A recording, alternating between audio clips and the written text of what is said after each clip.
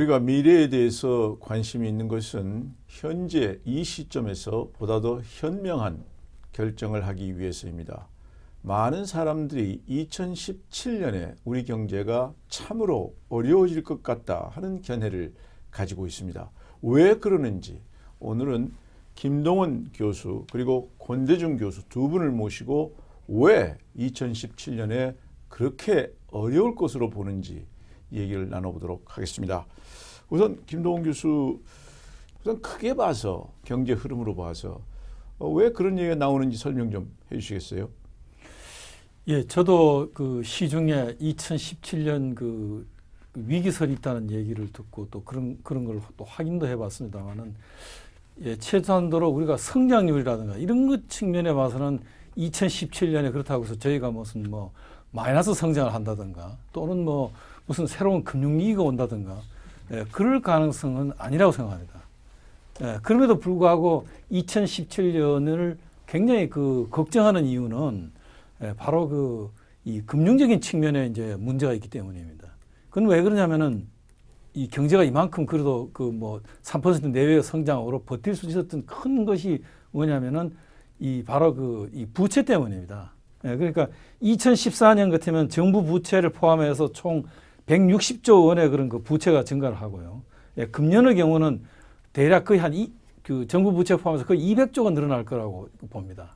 이렇게 그걸 쏟아 넣어서 지금 이 경제를 이만큼 버티고 있는데, 이런 식으로는 계속 버틸 수가 없다는 거죠. 그래서 특히 그 16년 가을부터는 이제 그 14년 8월부터 늘어났던 가계부채가 이제 상환이 돌아오기 시작을 하고, 예, 그래서 17년부터는 이제 그 가계부채의 부실 문제가 상당히 이제 높아갈 거라는 것. 그 다음에 두 번째로 미국이 내년에 뭐 그 세 차례 내지 네 차례 정도 금리 인상이 있을 거라고 보는데, 그러면 우리나라도 최소한도로 한두 번 정도는 그 금리가 오를 가능성이 있기 때문에 2017년 되면 최소한도 지금보다가 금리가 뭐 0.75나 0.5나 퍼센트포인트나 이제는 그 금리 상승 국면으로 인해서 가계부채의 그 부담이 증가할 거라는 거죠. 그 다음에 세 번째가 이제 그 기업들의 유동성이 이 기업 구조조정이나 이런 또는 가계부채 이런 것 때문에 금융권들의 대출 태도가 굉장히 그 보수하고 위험 관리를 강화하기 때문에, 예, 그 기업들의 자금 사정이 굉장히 어려울 거라는 점입니다. 예, 그 다음에 이제 마지막으로 이제 지금 이 올해 너무 어떻게 보면 과열됐다고 할 수 있는 이런 그 주택 경기가 2010내년부터 이제 그 냉각이 들어가기 시작을 해서 2017년에는 상당히 우리 경제에 그 발목을 잡을 거라는 점이죠. 결국 요약해 보면 성장은 저조한데 그동안에 부채를 너무 많이 냈고 성장이 저조하기 때문에 기업들이 갖고 있는 위험성, 이게 좀 더 증대될 가능성이 있는데 설상가상으로 미국이 금리 인상을 한다. 그것이 이제 우리한테 또 주는 부담도 클 것이다. 그런데 이제 그리고 부동산 문제를 말씀하셨잖아요. 예. 근데 부동산 문제에 관해서 우리 권대중 교수께서 오랫동안 이 분야의 전문가로서 지금 좋은 역할을 하고 계시는데, 부동산의 흐름으로 봐서 2017년이 어떤 의미를 갖습니까? 지금 부동산 시장의 사이클을 이제 주로 전문가들이나 우리 학자들이 사용하는 그 모델이 그 허니컴 사이클 모델이라는 게 있습니다. 2008년도 리만 사태 이후에 2012년도까지가 침체기였다면 2013년도, 14년도가 상승기였다고 보면 될 것이고요. 아마도 2015년도가 정점이 아니겠는가. 죽어있던 부동산 시장을 살기 위해 했던 주택시장 정상화 대책이 박근혜 정부의 공약이었습니다. 근데 이미 그 시장은 조금 과열됐거든요. 그래서 지금 그 2015년도로 본다면은 그동안 밀려있던 주택 공급이 일시에 늘어나는 게 이제 문제가 될 거고요. 또 한 가지는 이제 이게 미국의 금리 인상, 조금 전에 말씀하셨듯이 금리가 인상되거나 경제가 어려워지면 주택시장도 덩달아 이제 침체될 수 있기 때문에 이런 위기가 올 수 있다라고 하는 이야기들이 돌거든요. 한 가지 더 짚어서 말씀드리면은 2017년도부터 입주 물량들이 이제 공급 과잉으로 늘어날 수 있는 것들이 2014년도 말부터 2015년도에 공급이 됐습니다. 이런 것들이 가계부채를 늘리는 원인도 되지 않았나 하는 생각이 듭니다. 그러니까 2015년에 부동산 경기가 정점이다.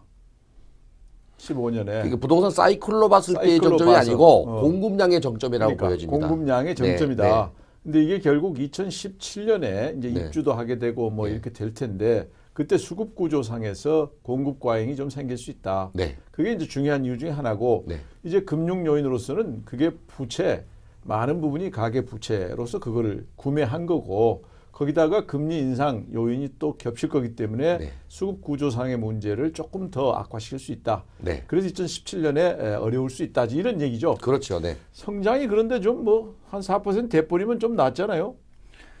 그렇습니다. 그러니까 그 우리가 수출이 잘 돼서 그리고 실물 경제에서 소득을 생산하고 그것이 이제 돌아가면 경제가 활기를 띠겠죠.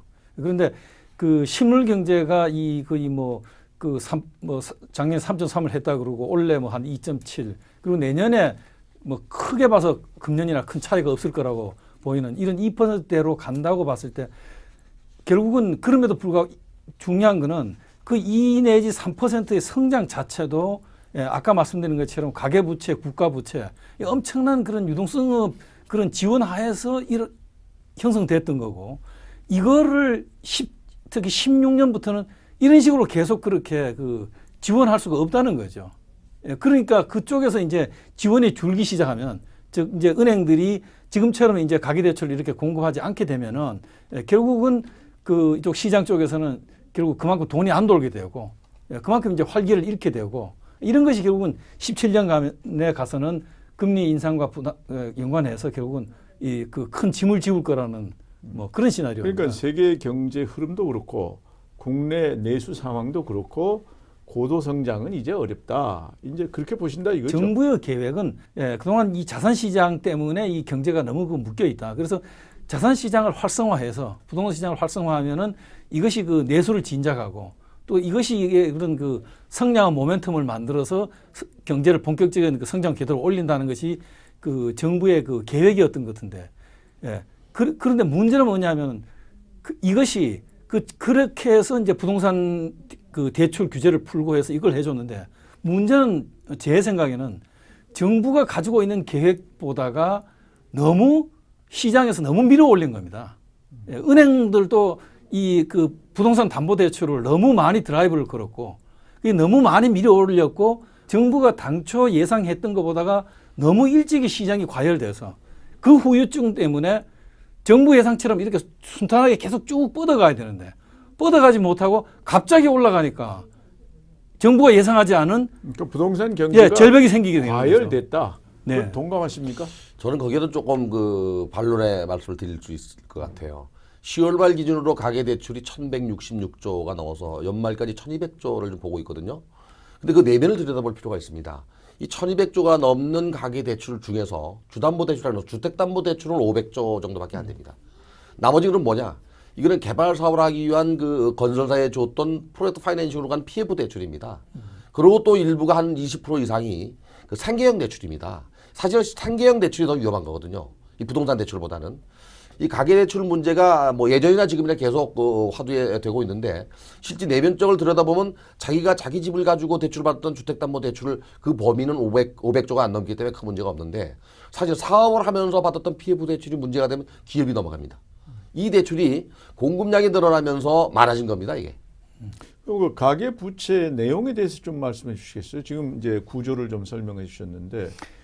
예, 지금 이 가계부채에서 이제 제일 문제가 되는 부분은 세 측면이라고 하겠습니다. 하나는 이제 그 개인 사업자 대출이고요. 이 개인 사업자 대출이 대략 한 500조 정도로 잡고 있는데 한 반은 소위 우리가 이 가계부채 속으로 나간 거고 다른 하나는 기업 대출입니다. 소위 소대출이라 그래서 나간 그 부분이고 이 개인 사업자 대출은 주로 말하자면은 그 자영업자들이 이제 많이 이제 쓰신 그런 부분이고 그 다음이 이 다중채무자라고 그래가지고 3개 이상 금융기관에서 돈을 빌린 분들이 이 부분들이 가계부채 전체의 3분의 1 정도 됩니다. 약 340조 정도 되는데요.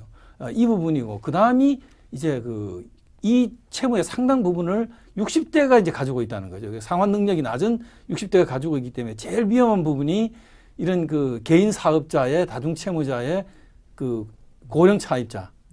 이 부분이 가장 이제 말하자면 그 위험한 부분이고. 그 부분이 이제 저성장이 장기적으로 이렇게 가게 되면은 큰 부담을 주는 거고 거기다 금리가 올라가면 더 부담을 주는 그렇습니다. 위험한 부분이죠. 예. 그런 문제가 지금 있다. 결국 모든 게 다 성장만 잘 되면 문제가 없는데 이게 내외로 봐서 안 되는 상황에서 지난 뭐 한 2년간 부채가 얼마나 늘어났죠? 우리 뭐 그 개인이나 뭐 기업이나 또는 뭐 국가나 전부 다 지금 부채가 많이 늘어난 걸로 알고 있는데 어느 정도나 늘어났습니까? 그러니까 은행 대출로 보면은요, 특히 그 작년 7월 말, 그러니까 작년 14년 8월 달부터 이제 그 주담보 대출에 대한 그 LTV, 그 DTI 규제가 이제 완화됐기 때문에 그 이후에 늘어난 그 대출이 대략 가계 대출이 그러니까 금년 11월 말까지 대략 한 93조가 늘어났습니다. 전체적으로 보면 한 100조 가까이 늘어났다고 보시면 될 것 같습니다. 그 중에 이제 거의 한 주담대가 한 85조 정도 됩니다.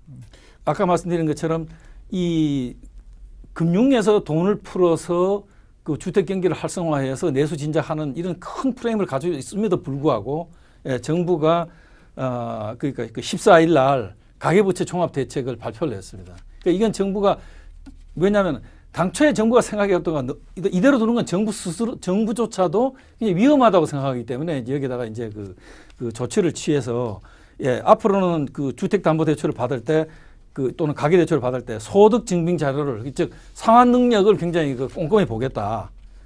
그런 얘기를 했고요. 그 다음에는 이제는 이 돈을 빌리고 2년 있다가부터 이제 그 상환을 요구하는 것이 아니고 빌려줄 때 처음부터 그 비거치시 소위 그러니까 처음부터 분할 상환을 하도록 해서 그 상환 부담을 높이겠다 하는 걸 했습니다. 그런데 이제 우리가 주목할 필요가 있는 것은 뭐냐면요. 정부가 계획했던 것보다가 이 그 가계대출이 너무 많이 늘어나고 주담대 특히 그중에서 주담대가 많이 늘어났다고 얘기했던 것처럼 그러니까 온탕이 된 거죠. 정부가 생각했던 것보다 훨씬 더 온탕이 됐고 지금 12월 14일 날 발표한 가계부채 종합대책은 이거는 앞으로 정부가 생각했던 것보다 훨씬 또 냉탕을 만들 겁니다. 정부는 냉탕을 만들려고 하는 게 아니죠. 완만한 그런 진정을 시키는 것이 정부의 생각이지만 의도였겠지만 시장은 결코 그렇게 하지 않을 겁니다. 이제 가계 부채는 한 90조 이상 신용카드 빼고 그런데 국가 부채는 얼마나 늘어났습니까? 국가 부채는 이제 계속 늘어나는 거거든요. 그러니까 금년의 경우에 국가 채무는 지금 40조 정도, 37조 정도 늘어나는 걸 정부가 계획하고 있습니다. 네, 계획은 그건데 지금 이제 알려지기로는 약 70조 정도로 보는 또 그 통계가 있어요. 그러니까 결국은 이제 가계부채 그리고 국가부채 이거를 합해서 약 1년에 170조라고 나오는 그런 이제 저 통계들이 있는데 그걸 조금 더 크게 보든 적게 보든 그러나 금년의 경제 성장률을 보면 실제로 한 40조의 국민소득이 늘어난 거죠. 그러니까 2.7% 정도 한다고 하면 대략 명목 소득으로 따져가지고 한 50조 늘어나는 겁니다. 50조 정도. 그러니까 빚을 170조를 밀어 넣어서 늘어난 소득은 50조밖에 안 된다는 거죠. 이것이 우리가 역동성을 얼마나 우리 경제가 잃고 있나를 보여주는 증거입니다. 결국 이제 부채로 지금 요만큼 그나마 가고 있다 이렇게 볼 수 있는데 그렇습니다. 이제 결국 이제 부동산으로 좀 더 가서 이제 2015년에 사이클로 봐서 좀 올라가는데 정부가 거기다 불을 떼가지고 조금 더 과열되게 됐는데 수급 구조로 봐도 이게 이제 결국 2017년에 문제가 있을 수 있다. 아까 오늘 떼셨는데요. 그 수급 구조 이런 측면, 뭐 인허가 이런 여러 가지 측면에서 좀 말씀을 좀 해주세요. 이 주택이라고 하는 것은 우리나라의 구조가 가짜 집을 보고 집을 삽니다. 소위 말하는 모델하우스라는 걸 보고 사거든요. 일본이나 다른 나라는 집을 지어놓고 분양합니다. 이러다 보니까 초기에 계약금만 있으면 집을 살 수 있어요. 나머지 60%는 PF 대출로 대출이 나가기 때문에 입주 시점에 가서는 중도금 두 번과 잔금을 내면 되는데 그 시점이 적어도 아파트를 짓는데 2년 반 내지 3년 정도 걸린다면 2015년도 전반기부터 후반기까지 분양한 것들이 2017년도 후반기부터 입주하지 않겠나. 그러면 이제 주택 공급이 일시적으로 많아지는 현상. 현재 1호가 건수가 금년 말까지 71만 원을 예상하고 있습니다. 역대 정부가 1년 사이에 50만 원을 공급하고 70만 건을 허가된 적이 없습니다. 그래서 일시적인 공급 과잉이 있을 수 있다 하는 얘기고요. 또 한 가지 이제 이들이 만약에 입주 시점에 금융위가 발표했던 주택담보대출의 규제를 적용해버리면 정말 깡통주택이 나옵니다. 근데 정부가 다행스럽게도 재고주택에 대해서는 DTI-LTV 규제를 하지만 신규 주택에 대해서는 일단은 약간 보류한 것 같아요. 이것이 이제 경제 성장에 미치는 영향은 뭐 지다다고 볼 수 있죠. 경제 성장 틀 속에 부동산이 있으니까. 근데 장기적으로 봤을 때 정부가 조금 전에 말씀하신 대로 주택담보대출을 규제하면 생각보다 더 냉탕이 될 수 있다는 것은 분명한 사실입니다. 결국은 이 수급 구조로 봐서 금년에 너무 많이 공급이 됐고 거기다가 인허가도 너무 많이 됐고 그런데 우리나라는 계약금만 내고 일단 사는 구조인데 네. 이 집들이 다 2017년 후반기에 다 입주할 가능성이 있다. 네.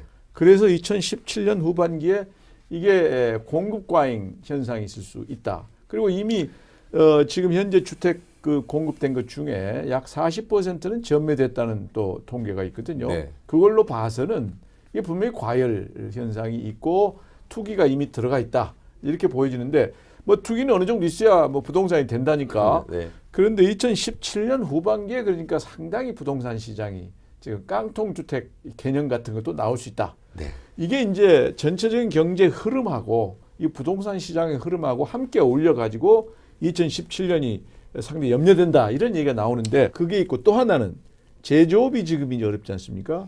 이 경기가 좀 좋아서 이게 좋으면 좋은데 제조업이 어렵기 때문에 좀비 기업 문제가 또 지금 상당히 대두되고 있는데요. 예, 지금 그러니까 상장 기업으로 전체적으로 보면은 제조업의 매출액으로 따지면 이미 그 13년부터 시작해서 매출이 지금 마이너스로 지금은 들어간 우리가 개발 시달 이런 일에 무슨 위기 이후에는 매출이 마이너스로 간 적은 2014년에 예, 처음이죠. 예, 매출이 마이너스로 가기 시작을 했고 이게 결국은 이제 수출 때문인데요. 수출이 안 되기 때문에 이제 결국은 침체되기 때문에 그런데 금년 같으면 원래 수출이 뭐 마이너스 7%대로 지금 가고 있기 때문에 그래서 지금 보면은 매출이 줄고 그러니까 이 그 상장 기업의 그 3분의 1이 영업을 해서 지금 이자를 못 내는 상황이고 그 다음에 그 중에서도 영업을 해서 이 이자를 금융 비용을 충당하지 못하는 것이 그 일시적으로 발생한 것이 아니라 3년 연속 발생을 하면은 소위 그걸 우리가 한계 기업이라고 얘기합니다. 이제 좀비 기업이 되는 거죠. 이 좀비 기업의 수가 작년 말로 한 2,700개 정도 됩니다. 이게 금년에는 아마 거의 아마 3,000개에 거의 그 이제 육박할 걸로 지금 보는데 이 기업들이 아까 말씀드린 것처럼 그 금융기관들의 이런 그런 위험 관리가 강화됨에 따라서 이들이 이제는 그 이 중에 이제 상당히 위험한 기업들이 16년, 17년 가면서 이제 늘어날 거라는 겁니다. 예.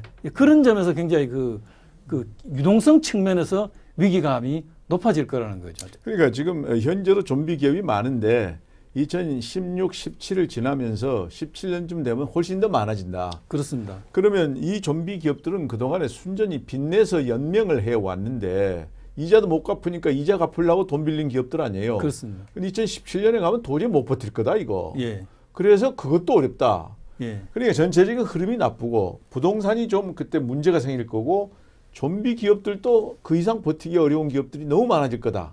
이게 종합적으로 이제 한꺼번에 2017년에 나타나게 되면 참 어렵다. 이런 얘기가 되죠? 그렇습니다. 지금 기업들도 대부분 자금 조달 방법을 신용대출이 아닌 주택담보대출처럼 그 공장을 하는 사람들은 공장의 부동산으로 대출을 일으키는 경우가 많아요. 그리고 또 한 가지는 이제 그 생계형 대출 같은 경우도 신용대출보다는 주택담보대출로 받아서 생계형으로 장사를 하거나 쓰는 사람들이 많아요. 이게 문제거든요, 사실은. 네. 그러면 이게 이제 사실 정부도 뭐 가만히 안 있겠죠. 뭔가 하려고 할 텐데 이 근본적으로 왜 염려가 되는 겁니까? 만약 우리가 뭘 잘하고 있을 것 같으면 염려할 필요가 없는데 지금 현재 부족한 측면이 뭐죠? 뭘 어떻게 더 해야 됩니까? 그러니까 그 문제가 뭐냐면 정부가 잘못했다는 것보다가도요. 정부가 그 항상 이 정책을 하는데 그 문제는 뭐냐면 시장의 반응을 과소평가하는 겁니다. 예, 그러니까 그 아까 말씀드린 것처럼 이 금융 완화를 해서 이 대출을 받도록 용이하게 해서 작년 8월처럼 그렇게 해서 그것이 이제 부동산 시장을 활성화하고 그것이 이제 내수를 진작하고 이것이 이제 다시 이제 성장 모멘텀을 만드는 이런 흐름으로 쭉 밀고 가면은 경제가 이제 잘 돌아갈 텐데 이것이 문제가 뭐냐면 부동산 시장에서만 이제 이놈이 겉돌기 시작을 한 겁니다. 실물 경제는 내수 진작까지 못 가고 지금 보시면은 우리 경제가 거의 47개월을 내려오다가 지난 그 7월부터 시작해서 그 경제가 이제 주로 뭐 8, 9, 10, 11에서 4개월 동안 이제 경제가 이렇게 지금 그 상승 국면으로 이제 과연 이것이 결국은 이런 그 내수 호전으로 이어질 거냐 하는 거는 좀 더 봐야 되겠습니다만은 현재로 봐서는 그 내용으로 보면은 이만큼 나아진 게 정부가 소비를 진작하기 위해서 굉장히 애를 쓴 측면도 있습니다만은 주가 수출은 반도체 때문이고 내수는 자동차 때문입니다. 그래서 이게 너무 그 특정 산업에 집중되어 있어가지고 확산이 지금 안 되고 있고 그런 점에서 굉장히 과연 내수 확산으로 내년 경제를 끌어갈 가능성은 별로 그렇게 크지 않은 것 같습니다. 좀비 기업 어떻게 생각하세요? 모든 금융이라는 기본적으로 신뢰를 바탕으로 하는 거고요. 결국은 위험이 문제인데 이렇게 조금씩 터지기 시작을 하면요. 그리고 아까 말씀드린 것처럼 한계 기업이 늘어나기 시작하고 가계부채에서 위험이 발생하면 당연히 금융기관들이 자기 예금자들의 재산을 지키기 위해서 대출 태도가 보수화할 수밖에 없습니다. 즉 위험 관리를 타이트하게 할 수밖에 없고 그러면 이제 그 과거처럼 빚으로 연명하던 한계 기업이나 빚으로 하던 그런 자영업자나 가게가 이제는 그렇게 끌어갈 수가 없게 되는 거죠. 아니 시중은행은 못 끌어가지만 국책은행은 정부 돈을 투입해서 돈을 계속 빌려주면 되잖아요. 그렇지만은 정부 돈은 누구 돈입니까? 그게 다 결국은 국민의 조세인데요. 그렇게 갈 수가 없죠. 절대로 그렇게 갈 수가 없습니다. 그렇게 갈 수도 있잖아요. 물론 그렇게 갈 수는 있죠. 그렇지만은 그것이 가계부채건 기업의 부채건 정부의 부채건 빚은 절대로 공짜가 아닙니다. 지금 아까 말씀드린 그런 그 17년의 위기설이라고 하는 것이 뭐 성장이 마이너스로 간다든가 금융위기가 온다는 그런 의미가 아니고 바로 지금 우리 경제를 지난 몇 년 동안 버티게 해왔던 부채에 대한 대가를 치르는 것 때문에 생기는 그런 말하자면 위협감이거든요. 그런데 이제 우리 국책은행의 경우에는 정부 보고 증자를 하라 그래가지고 그 돈 가지고 지금 조선업도 계속 돈 대주고 있고 이런 현상이 있기 때문에 시중은행은 철저하게 영업 그 수익성 바탕으로 움직이지만 국책은행은 정부가 증자만 해주면 뭐 10조든 20조든 그 돈 가지고 그냥 내일 모레 망해도 계속 대출을 해줄 수 있거든요. 그런 식으로 하면 뭐 2017년도 잘 넘어갈 수 있지 않겠어요? 그 정부가 이제 그렇게 해서 결국은 그러면은 지금 문제가 이 안고 있는 이런 그 조선업이라든가 해운이라든가 이런 업종들의 지금 그 불황의 성격이 그 일시적인 그 경기 순환적인 성격이라 그러면 그렇게 버티면 되죠. 그런데 지금 일어나는 걸 보면은 뭐 몇몇 기업들의 경우 사례를 보더라도 계속 결국 이게 밑빠진 독이냐 마중물로 해결이 가능한 거냐. 그러니까 정부가 넣을 때는 항상 구조조정 이걸 해서 살릴 때는 항상 이건 마중물이라고 넣지 밑빠진 독이라고 넣지 않거든요. 그 돌이켜보면 밑빠진 독이 된다고요. 이거를 과연 국민들이 납득할 수 있냐? 저는 아니라고 생각합니다. 국민은 납득 안 해도 정치인들은 납득하니까. 주택은 어떻습니까? 그 만약 공급 과잉이 생긴다. 그럼 뭐 주택 관련 공공기관들 많죠. 거기서 다 사주면 되잖아요. 공급량이 많아서 뭐 시장에 문제가 된다면 지금 LH공사라고 한국토지주택공사가 새로운 택지 개발이나 신도시를 안 하고 있습니다. 임대주택만 공급하는 걸로 지금 이번 정부 잡고 있기 때문에 결국 임대주택 공급을 늘리기 위해서 뉴스테이라든지 민간 임대주택, 기업 임대주택에 대한 여러 가지 혜택을 주고 있거든요. 세제를. 그러면 그 LH공사라고 하는 그 공공기관이 그 미분양 주택을 사서 임대로 놓으면 돼요.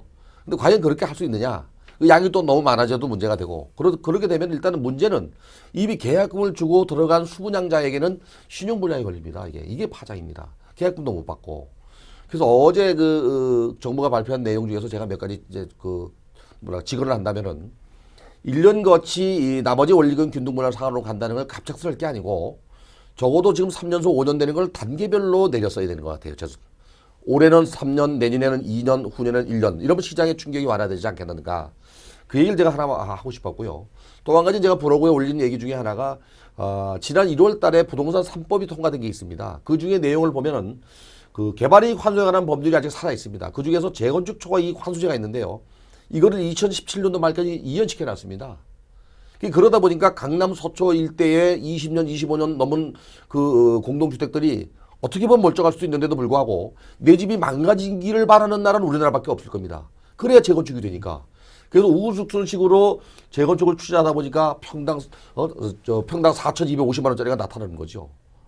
이런 것들을 정부가 좀 대안을 가지고 기간 말에 공사 기간 말에 그 재건축 초과 이익 환수를 벌일 게 아니고 사업 승인만 받아도 면제될 수 있도록 이거를 좀 앞으로 당기면은 이 사업의 속도를 조절할 수 있지 않겠는가. 그리고 세 번째 한 가지 더 말씀드릴 수 있는 거는요. 지금 현재 공급량을 줄이는 방법은 그 행정법상 그 인허가 문제는 그 공정력이 귀속행위에 해당되기 때문에 조건이 주어지면 공공기관은 무조건 허가를 내줘야 됩니다. 이거를 기재할 수 있는 방법이 없기 때문에 제가 일정 규모 이상 되는 경우에는 은행에서 PF 심사를 좀 철저하게 할 필요가 있다. 사업 타당성 분석을 미리 철저하게 해서 이 사업에 대해서 위험성이 있으면 주지 말아야 됩니다. 돈을. 이것이 결국에 돈이 나가면 가계부채로 연결되고 부채가 늘어나는 쪽으로 되거든요. 마지막 한 가지는 제가 이제 지금까지 그 1가구 1주택에 대한 그 혜택을 2년만 보유하고 2년만 보유하면 취득세가 면제됩니다. 물론 양도세도 면제됩니다. 2년 내에 집을 사서 팔 사람은 거의 없습니다. 투기적 수요가 아니라면 이거 없애야 됩니다. 1가구 1주택이라면. 그래서 1가구 1주택이 무주택자가 주택을 소유할 수 있는 대책을 내놔야지 2가구 3가구 주택자가 주택을 살 수 있는 규제는 강화해야 돼요. 그래서 전반적으로 주택시장을 점검해서 새로운 미래를 위한 주택 정책이 필요한 시기라고 보여져요. 저희가 2017년이 위험할 수 있다고 하는 것의 핵심은 그겁니다. 그러니까 그걸 안고 있는 건 연착륙이죠. 이런 위기 위험을 지금 권 교수님이 여러 가지 제안하신 부분 전적으로 동감하는데 그거는 이걸 이대로 두면 굉장히 위험하다. 그러니까 연착륙을 하기 위해서 정부가 총력을 해야 된다. 그 얘기를 저희들은 말씀드린 겁니다. 위험하다는 얘기를 드리려고 하는 것이 그렇죠. 아니고. 네, 저도 마찬가지입니다. 그러니까 네. 연착륙을 하기 위해서 총력을 기울여야 된다 하는 건데 만약에 정부가 그거 별로 위험하지 않다. 그러니까 이거 걱정 그렇게 시끄럽게 굴 거 없다. 조용히 해라. 그냥 이렇게 가자. 그러면 정말로 위험할 거라는 겁니다. 그러니까 이제 우리가 이 경제를 얘기할 때 폭탄 돌리기라는 말을 많이 합니다. 이번 한 2년 정도만 폭탄을 안 터지게 하고 이거를 이어받는 다음 사람한테 터지면 나는 상관없다. 이런 얘기를 많이 합니다. 2017년에 경제가 여러 가지로 어려워질 것이라고 보는 그런 견해가 요즘 점차 늘어나고 있습니다만 만약에 우리가 미래 세대에 대해서 전혀 미안함을 느끼지 않거나 다음번 정권에서 폭탄 터지더라도 나만 안 터지면 된다고 생각하면 국가 부채를 엄청 늘리거나 한국은행이 돈을 엄청 찍어서 넘어갈 수는 있다고 봅니다. 그러나 그것은 길게 보면 그 폭탄은 더 커집니다. 그렇기 때문에 우리가 여기에 앉아서 2017년에 어려움이 있을 수 있다면 미리 대응하자, 미리 대책을 마련하자 이런 고민을 나누고 있다. 저는 그렇게 생각합니다. 오늘 감사합니다. 감사합니다. 네, 감사합니다.